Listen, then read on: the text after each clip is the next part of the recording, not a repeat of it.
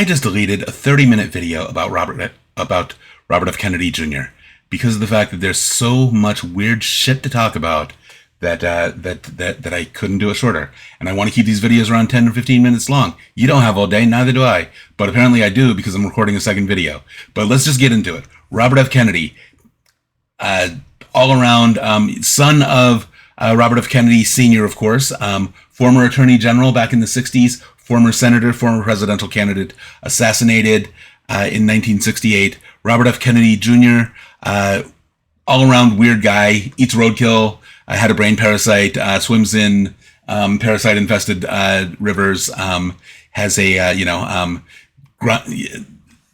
he's a weird guy. He's a bad guy, which is weird because actually at one point he was like a progressive champion.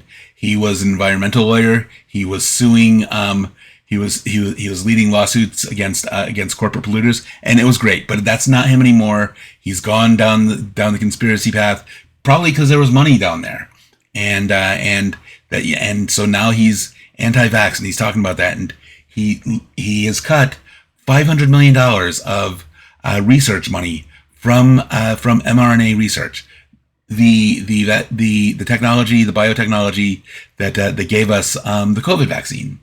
And basically stating untruthfully that it's not effective against upper respiratory viruses.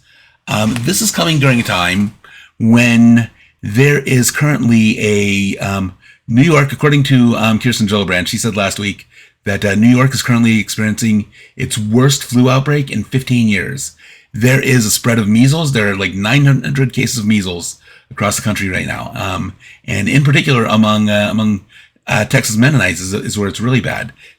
First off is Texas, where truth never gets in the way of a good story, and second, it's an evangelical base that believes the right's lies, and so this is dangerous.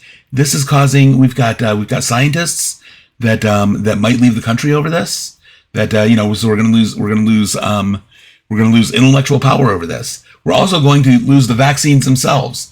We need to keep these things going because I don't know if you watch the news, but the news loves reporting on the latest virus that seems kind of novel and interesting. Not all of those, usually nothing comes out of them. We haven't had anything. We had the bird flu this fall. We didn't have anything really big over the past since COVID, but we could, and that's what we're doing this research for. And on top of that, not only that, the other thing, this is kind of funny and pathetic at the same time. RFK Jr. had a report due on August 12th, 2 days ago, on the Make Our Children Healthy Again strategy. Basically, getting them to stop eating junk food, processed food, that kind of thing. And the reason it was delayed was because the White House wanted to, and I quote, sources within the White House, as reported by the Daily Beast, probably others, the White House wanted to make sure that it wasn't effed up like the last one.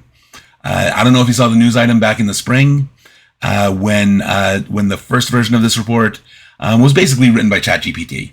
It contained broken links, studies that didn't exist. It just kind of made them up, and bogus citations. Experts say that wasn't. When experts see their name in it, they're like, "That's not my work." It was science fiction. It was literal science fiction. It was fiction about science. It was crazy. And so basically, this is how the White House makes decisions. They just don't want things to get effed up.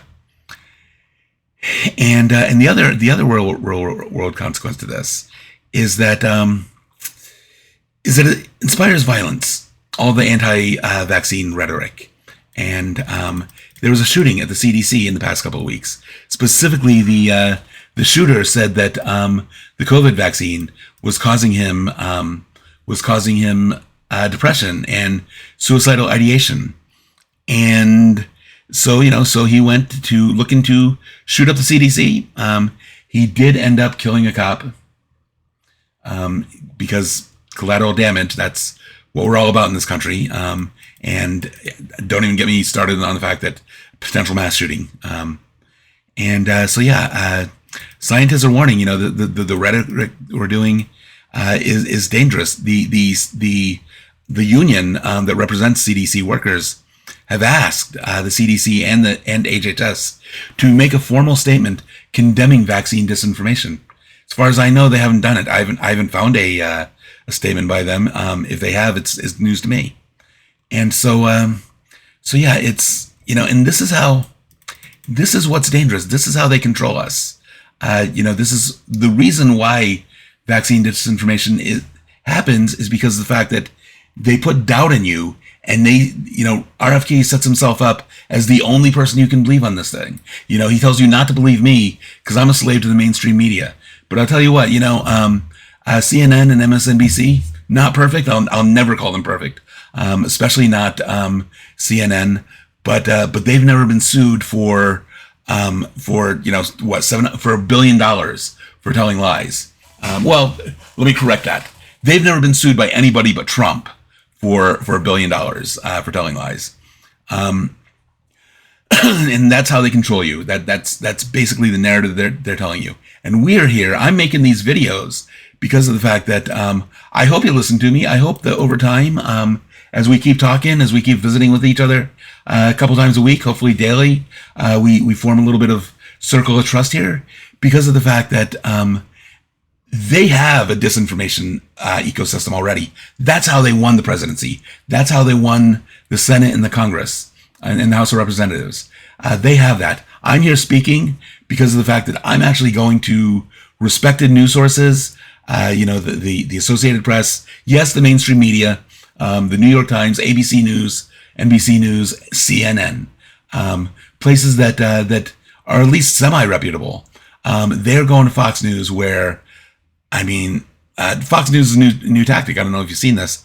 They tell lies on the station, and those go to YouTube, and then they publish the retraction. Oh, I was inaccurate about that. I misspoke.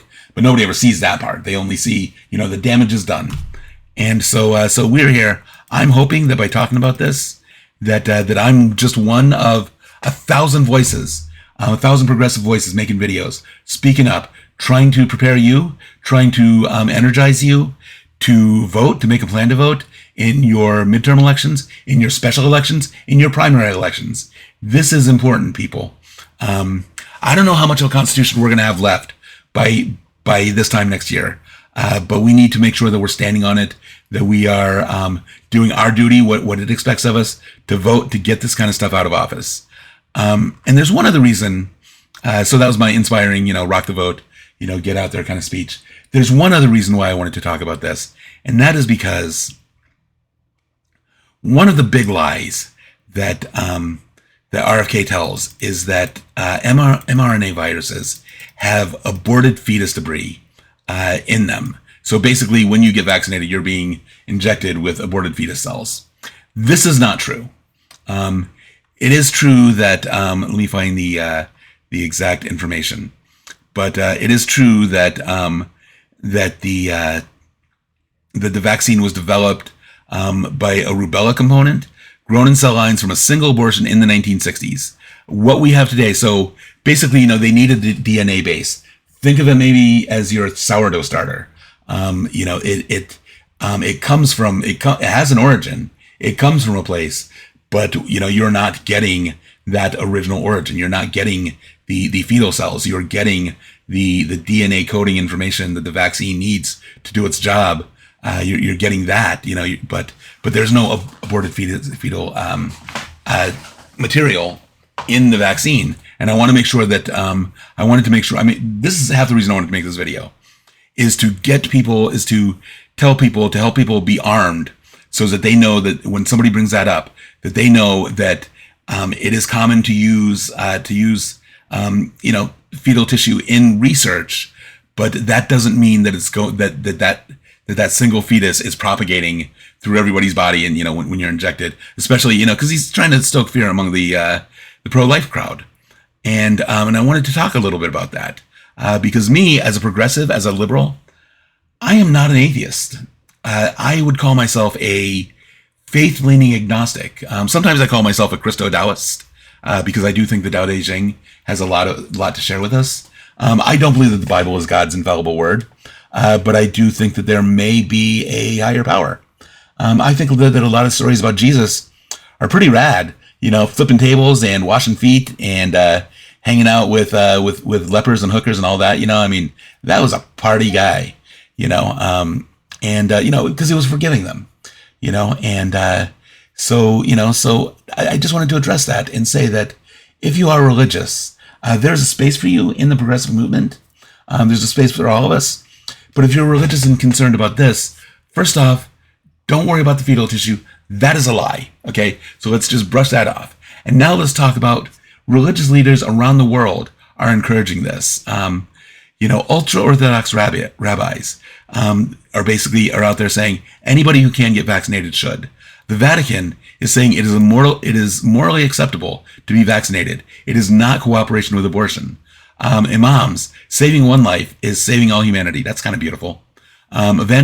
Evangelicals and Hindus, they're framing vaccination as an act of love and non-harm. There's even biblical precedent. Deuteronomy 22:8. And as an agnostic, I cannot be expected to perfectly reference scripture, but Deuteronomy 22:8. Basically, it commands that when building a new house, a parapet or railing should be built around the roof to prevent falls and avoid the guilt of bloodshed. Basically, it's saying take care of each other. Look out for each other. Make sure things are safe, and that doesn't include your house and your roof and your balcony. It also includes you. It includes your blood. It includes your breath. It includes the spit that I keep spraying at the camera. It's everything, and I find that kind of beautiful, and I find it to be good advice, and I want us all to, kind of embrace. And if you're atheist and this doesn't matter to you at all, and you do you, because I don't care about that. I really don't care what you believe. But if you do believe something, I do want you to know that there is support for you, to be a part of the progressive movement. That there are religious leaders that say, hey, everything's cool, and you can be here. And, if RFK Jr. were actually concerned about this, he'd be listening to those faith leaders. He'd know the moral high ground. It isn't refusing the shot. It's protecting the people around you. And so, public health disinformation, kind of, it's terrible. It's bad. It's, we've got enough problems. We're going to talk about all the problems. We're going to talk about immigration. We're going to talk about police, about the National Guard in DC. But this is one more. This is just as dangerous, because of the fact that they're going to be preventable deaths. There already are, through other things, through DOGE and ending USAID. But this is going to be another pathway to avoidable deaths. And I hope that this video gave you a little bit of education that that when you talk to the MAGA people in your life, and I assume we all have them. There are people I love who voted MAGA, and I don't want them to do it again. And all I can do is be a source of this kind of information, and I hope it's a source of that kind of information for you too.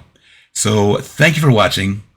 I hope this is informative to you. Listen, I am part of the reason I'm doing this is because of the fact that I am an unemployed community manager from the video games industry. I've been unemployed for 1.5 years, and I've never seen a job market like this. I'm running out of resources, and I'm basically living off of GoFundMe. I'm building this platform in part because I need people to see my GoFundMe.